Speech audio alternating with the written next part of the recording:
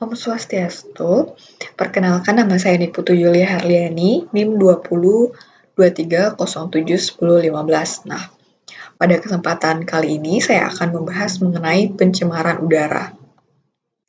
Nah, adapun pokok bahasan yang akan kita bahas yaitu yang pertama pengertian pencemaran udara, kemudian klasifikasi bahan pencemar udara, kemudian ada faktor penyebab pencemaran udara, zat-zat pencemaran udara, kemudian permasalahan lingkungan dan dampaknya, kemudian upaya penanggulangan pencemaran udara.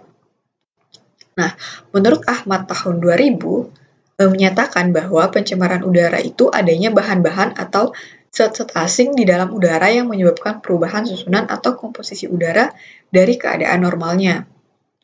Nah, pencemaran udara ini disebabkan oleh berbagai macam zat kimia, baik yang berdampak langsung maupun tidak langsung yang semakin lama akan semakin mengganggu kehidupan manusia, hewan, dan juga tumbuhan.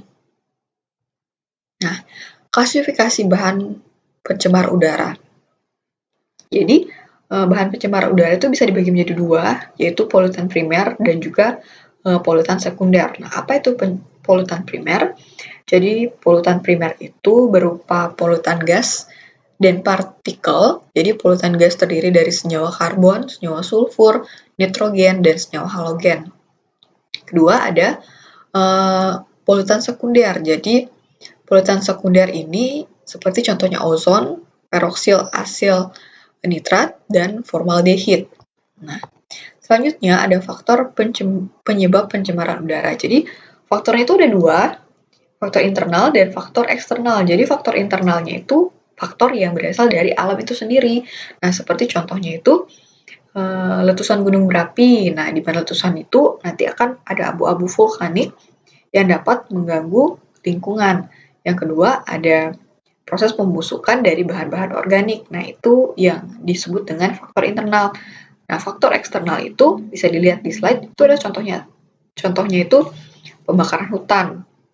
Yang kedua, ada hasil dari pabrik, asap-asap pabrik yang dapat menyebabkan pencemaran udara.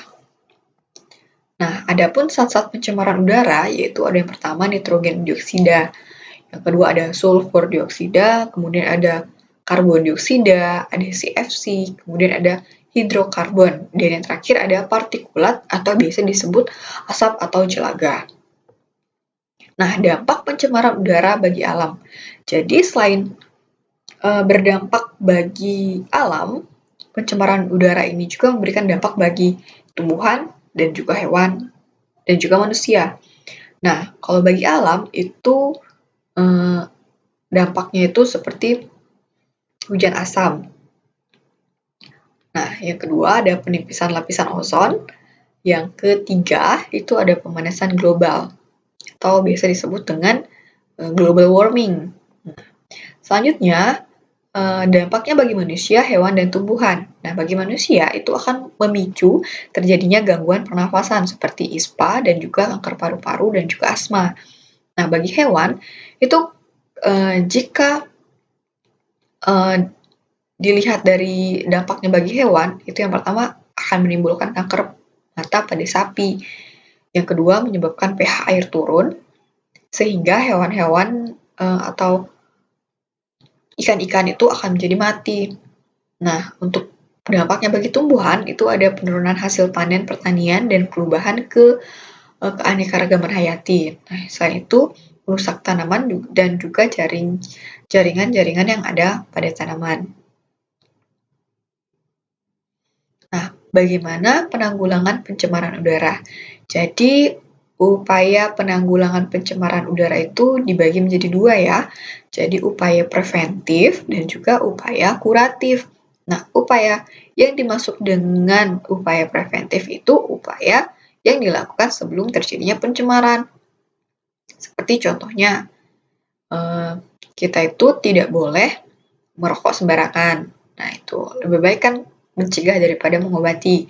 Nah, upaya kuratif itu maksudnya adalah upaya yang dilakukan setelah terjadinya pencemaran. Apa saja yang dilakukan?